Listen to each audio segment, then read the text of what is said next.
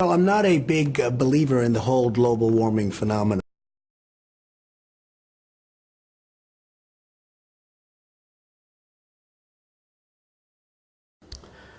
I don't know.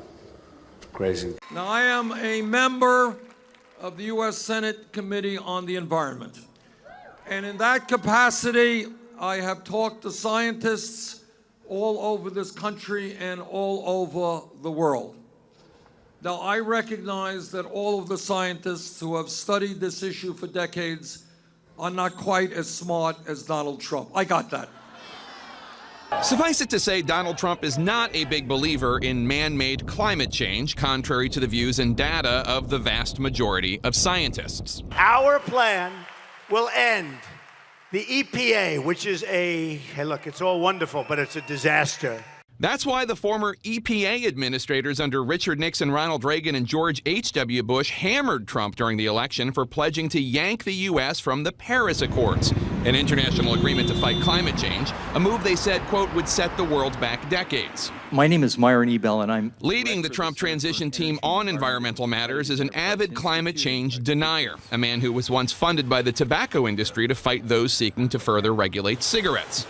Or is he going to follow the lead of the people that he's put in charge so far, and back away from what every country in the world is now doing, which is addressing climate change, back away from clean energy and allow the fossil fuel industry to continue to pollute and poison our air and poison our water? I'm hopeful that this won't happen, but everything that President-elect Trump has done so far shows me that he's about to let the oil industry, the gas industry, and the coal industry have their way with the American public. Several scientific reports that just came out about Antarctic ice melting, West Antarctic ice melting. It's now pretty much determined that it's taking place and probably irreversible. And the predictions are that within several generations, it will start, it'll keep increasing sea level rise, but within a few generations it'll escalate very fast to about a 10-foot rise in sea level. Take a look at the world and ask what it'll be like with a 10-foot rise in sea level. Well, while we're looking at that, we see that in Canada and in the United States, those sectors of the population which have most power, most influence, most advantage, are trying to race as fast as possible towards this destructive outcome. Meanwhile, First Nations and their counterparts elsewhere are trying to retard it. That's the answer. Popular forces just have to move up to the front and not accept what's being done in their name. The new elected U.S. president will not stop the world moving toward low-carbon energy. This is an unstoppable revolution. The biggest limit that we're running into may be that we're running out of atmosphere into which to put the waste products of our society, particularly the carbon dioxide that's the ubiquitous byproduct of burning fossil fuel. You burn coal or oil or gas, you get CO2, and the atmosphere is now filling up with it. We know what the solutions for dealing with this trouble are. Many of the technologies we need to get off fossil fuel and onto something else. The thing that's preventing us from doing it is the enormous political power wielded by those who have made and are making vast windfall profits off of fossil fuel.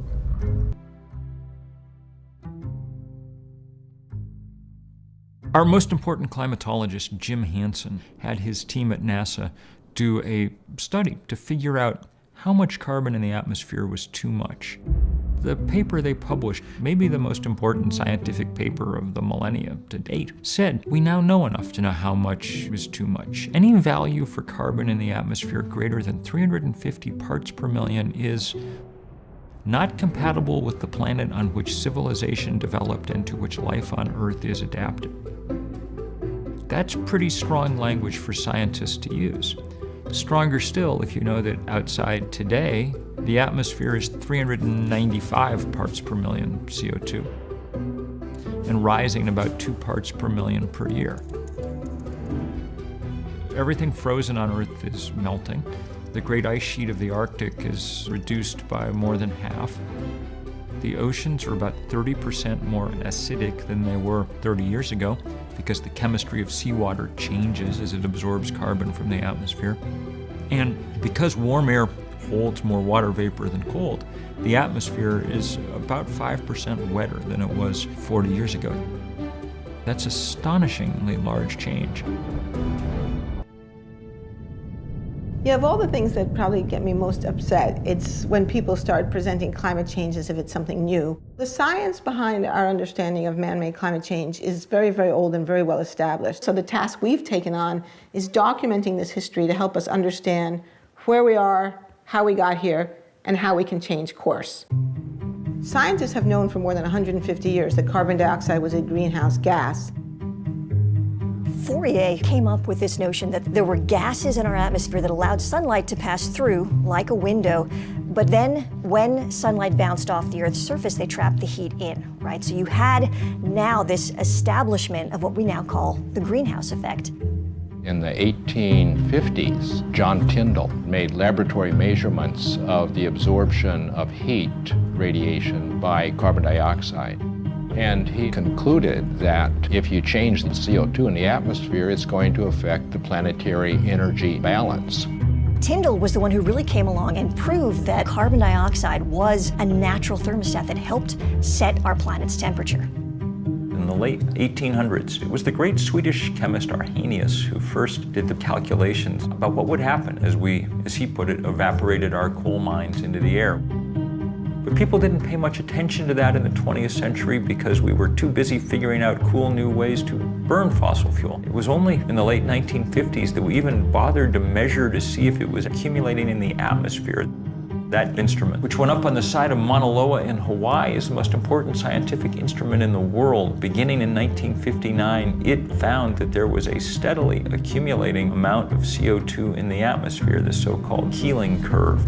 The Keeling curve is one of the most important pieces of scientific work of the 20th century that shows us that carbon dioxide has been rising continuously and systematically since the Industrial Revolution. Keeling didn't just show that there was an increase in carbon dioxide, he also pinpointed the source. And what Keeling showed so incredibly was that roughly 1 out of every 4 CO2 molecules in our atmosphere today were put there by us. Just a year ago, we passed 400 parts per million of carbon dioxide in the atmosphere. Now, the pre-industrial level was about 280 parts per million. So human society in the industrial era has raised the level of CO2 in the atmosphere by about 40%, and many people fear that before we're done, we're going to double it or even triple it. We're pumping CO2 into the atmosphere at a speed which we have never seen before in modern human history. We are absolutely racing into uncharted territory. In our lifetime, human beings left behind the Holocene, this 10,000-year period of benign climatic stability that coincides with the rise of human civilization. We have crossed a great threshold. There could be a little bit of something having to do with factories and smoke and things, but for the most part, I'm not a believer in that. Donald thinks that climate change is a hoax perpetrated by the Chinese. I think it's real. I do not say that. And I think it's important that... Well, guess what? He had said that, and he said it in writing. Here it is. It says the concept of global warming was created and by the Chinese. By and for the Chinese. By and for the Chinese in order to make the U.S. manufacturing non-competitive. Oh, my goodness. Well, it looks like he got called out on that one. 25 years we've been talking about climate change. The level of scientific reports becomes higher and higher and higher. Why has that still not compelled the majority of people to action? Cognitive psychologists have been mapping the processing systems within our brains, and they found that there are 2 parallel and deeply interlocked processing systems. The rational side, the analytic side, which deals with information, facts, data, we have another side, which is a much more intuitive and emotionally driven side. It is that emotional system that moves us into action. The challenge for climate change is how do we get something that is so based in the science to cross over into the side which makes us feel something. People are reluctant to stand up and to take action if they don't see that the other people around them are taking action.